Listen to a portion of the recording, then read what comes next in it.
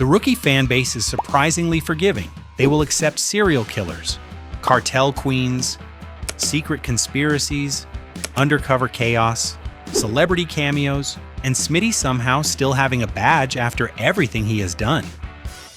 But there is one thing fans do not forgive. When an episode stops feeling like The Rookie.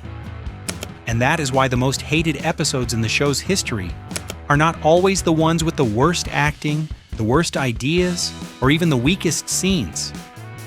This is the story of the moments where fans felt The Rookie stopped being The Rookie.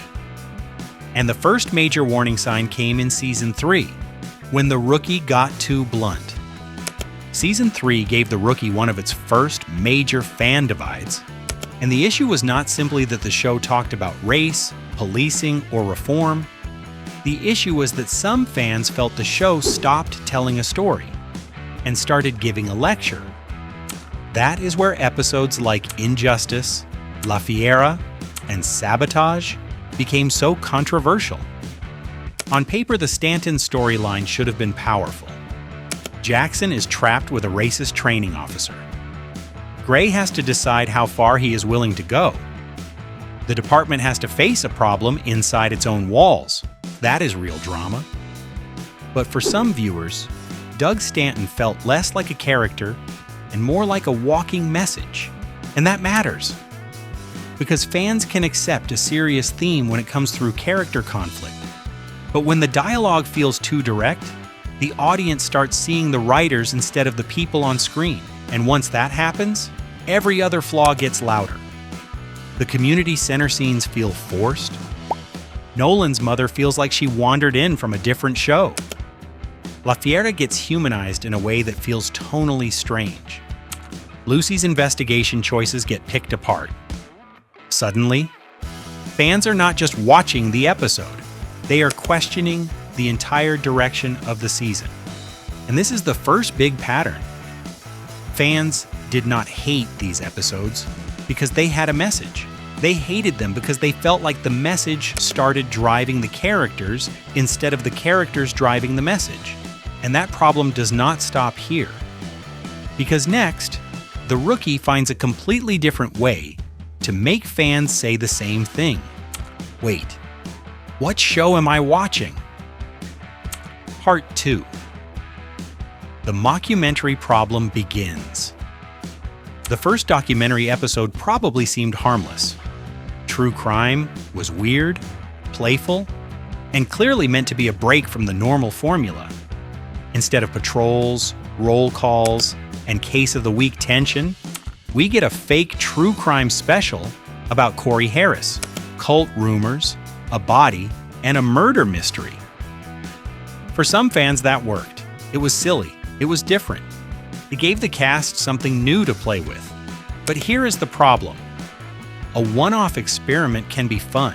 A repeated experiment becomes a warning sign, because when real crime brings the format back for Aaron Thorson, fans already know the trick. And yes, that episode has a stronger reason to exist. Aaron's backstory is already tied to fame, reality TV, and public judgment. But even then, some viewers had the same reaction. Are we doing this again? Then came Double Trouble. And this is where the joke started wearing thin.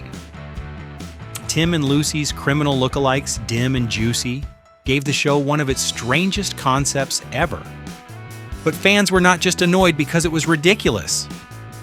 They were annoyed because Chenford Tension got trapped inside another documentary gimmick. That is the key. Fans were waiting for emotional payoff. Instead, they got another format episode. And the Lucy undercover problem made it worse. The show keeps telling us Lucy could be a serious undercover officer, while also putting her face in public documentary-style footage. That sounds like a nitpick, but it becomes a symbol. Because fans are really asking, does the show still care about its own logic? And once viewers start asking that, the mockumentary episodes stop feeling fun. They start feeling like a habit that gets much worse later. Part 3. When The Rookie became a spin-off pitch. There is one type of episode fans can recognize almost instantly: the backdoor pilot. And once they notice it, the episode has a problem, because the viewer did not show up to sample a new show. They came to watch the show they already love. That is why Simone and Enervo created such a strong reaction. Suddenly, the rookie starts bending around Simone Clark. She enters with huge energy.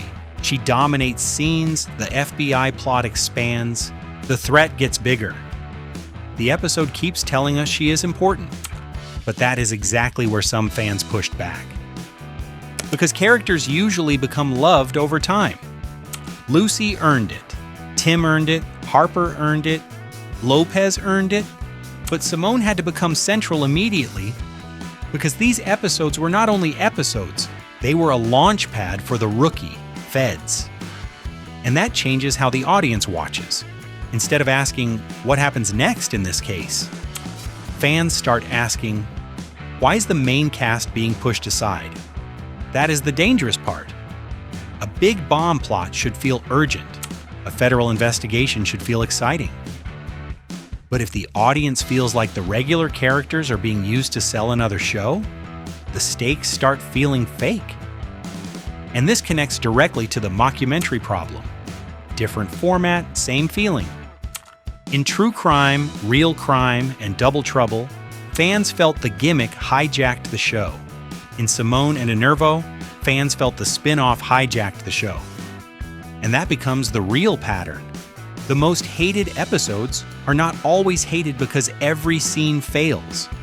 They are hated because fans can feel the episode serving something else: a format, a message, a spin-off, a pitch. And once fans feel that, even the good moments have to fight uphill. Part 4. When the gimmick broke the rules. Not every hated episode is a mockumentary. Sometimes the problem is simpler. The episode has a fun idea, but the characters start acting like the idea matters more than common sense.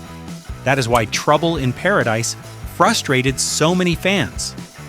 On paper, Nolan and Bailey's honeymoon turning into a murder mystery sounds like classic TV chaos. Bad resort, suspicious death, romantic trip ruined by crime. It should be fun. But fans started asking too many questions. Why is Nolan handling evidence like this? Why does the investigation feel so loose? How do Harper and Lopez get pulled in so conveniently? And why does the whole thing feel less like a natural rookie story and more like the writers wanted a vacation episode first, then built a case around it? That is the same issue we saw with Double Trouble. The show wanted criminal lookalikes for Tim and Lucy, so the emotional Chenford story had to fit around Dim and Juicy. It is also the same issue we saw with Simone. The show wanted a spin-off pilot, so the regular cast had to make room for it. Different episode, same structure. The concept leads, the characters follow, and fans can feel the difference. Because the rookie has never been perfectly realistic. That is not the problem. The problem is when the absurdity stops feeling grounded by the characters. Bailey becomes part of that complaint too. Some fans felt the show kept adding skills to her until she started feeling less like a person and more like whatever the plot needed that week. And again, that is the real danger. Fans do not need perfect realism. They need trust. And when an episode breaks that trust, even a fun premise starts feeling fake, which sets up the next backlash perfectly. Because when the documentary format came back again, fans were already tired before the episode even started. Part 5. Documentary fatigue explodes. By the time A Deadly Secret arrived, fans were not judging it in isolation. They were carrying baggage. They remembered True Crime. They remembered Real Crime. They remembered Double Trouble. So when Season 7 brought back documentary filmmakers, interviews, a missing person case, creepy hospital material, paranormal flavor, and conspiracy pieces, a lot of viewers had the same reaction. Please, not again. And that is a brutal place for an episode to start. Because now, even the good parts have to fight through fatigue. And there were good parts. Some fans liked the Chenford truth serum moments. Some liked the Smitty and Gray material. Some liked the cameos. Some liked that the episode teased future storylines. But the problem was bigger than individual scenes. The mystery felt too crowded. The tone felt strange. And the documentary format made some viewers feel like the show was telling them about an interesting case instead of letting them experience one. That difference matters. A normal rookie episode puts us beside the characters. A documentary episode puts a camera between us and the characters. Sometimes that can be clever. But after several attempts, fans were no longer asking, "Is this clever?" They were asking, "Why does the show keep doing this?" And the Chenford material shows the deeper problem. Fans had been waiting for real emotional progress. But when that progress is wrapped inside truth serum, interviews, and a convoluted mystery, it does not land the same way. It feels like the emotional payoff was filtered through a gimmick. And that is why A Deadly Secret became such a flashpoint. Not because there was nothing to enjoy, but because fans felt the show once again put the format first. And somehow the next documentary episode pushed that problem even further. Part 6. The Breaking Point. Then came Survive the Streets. And this is the episode that made the whole pattern impossible to ignore. Because by season 8, fans had already complained about the documentary format for years, so when another one arrived, the reaction was immediate. This time, Nolan and Selena find what looks like a possible suicide. But the story spirals into old training videos, former LAPD officer Rich Rowley, conspiracy material, cult-like weirdness, horror-style details, celebrity cameos, and one of the strangest tones the show has ever attempted. For a small group of fans, that was the fun. The Smitty moments worked. The old training videos were amusing. The supernatural-style cameo energy gave the episode novelty, but for many viewers, this felt like the final version of a problem the show refused to drop. Because Survive the Streets did not just feel like another mockumentary. It felt like every mockumentary complaint combined. Too much gimmick, too much conspiracy, too little main character development. Too much time spent on the episode's style instead of the season's momentum. And that is why the backlash hit so hard. Fans were not only reacting to this 1 hour, they were reacting to the entire habit. This is what happens when a show repeats an experiment after the audience has already told you they are tired of it. The first time, it is fresh. The second time, it is divisive. The third time, it is annoying. By the fifth or sixth time, fans start treating it like proof that the show is not listening. And that is the real damage. Not that one episode was weird. The Rookie has survived weird before. The damage is that fans started seeing the documentary format as a symbol of everything they were frustrated by. A show they loved, acting like a different show. And now the whole list finally makes sense. Part 7. The real reason fans hated them. So what do all these hated episodes actually have in common? It is not just bad writing. That is too easy. And honestly, it is not completely fair. Some of these episodes have strong scenes. Some have funny moments. Some have ideas that could have worked. The real issue is priority. Fans turned on these episodes when they felt the Rookie was prioritizing the wrong thing. Season 3 prioritized the message so heavily that some viewers felt the characters were being moved around to make a point. The documentary episodes prioritized the format so heavily that fans felt the show kept interrupting itself. The Simone crossover prioritized the spin-off so heavily that the main cast started feeling secondary. Trouble in Paradise prioritized the vacation gimmick so heavily that procedure and logic started bending around it. And Survive the Streets became the breaking point because it represented all of those fears at once. The show was not just being weird, it was being weird in a way fans had already rejected. And that is why these episodes get such strong reactions. Fans can forgive absurdity. They can forgive wild villains. They can forgive unrealistic action. They can even forgive Smitty being Smitty. But they struggle to forgive the feeling that the show has forgotten what makes it work. Because The Rookie is at its best when the characters ground the chaos. Nolan's optimism, Lucy's heart, Tim's guarded loyalty, Harper's intensity, Lopez's toughness, Gray's authority. That is the engine. The hated episodes flip it. The gimmick becomes the engine, and the characters become passengers. And once fans feel that, the episode is already in trouble, even before the plot begins. So, which episode deserved the hate?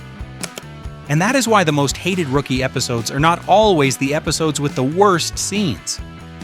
They are the episodes where fans feel the show breaks its own promise.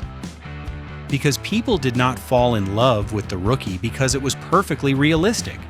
They fell in love with the characters, the partnerships, the tension, the humor, the patrol chaos, the emotional moments that sneak up on you after a ridiculous case. So when the show becomes a lecture, a fake documentary, a spin-off pitch, a vacation mystery, or a conspiracy experiment, fans start asking the one question no show wants them to ask. Why am I watching this instead of the show I actually came for? And that is the real reason these episodes became so hated. Not because every idea was terrible, but because the execution made fans feel disconnected from the thing they wanted most. A real Rookie episode. And maybe that is why the backlash keeps getting louder, because fans are not just complaining to complain, they are protecting the version of the show they still care about. Now I want to know your pick. Which episode do you think gets too much hate? Was Survive the Streets really the worst? Was Double Trouble secretly fun? Or was Season 3's Stanton arc the moment the show first started losing people? Drop your choice in the comments because this fan base does not agree on much. But when The Rookie stops feeling like The Rookie, everybody notices.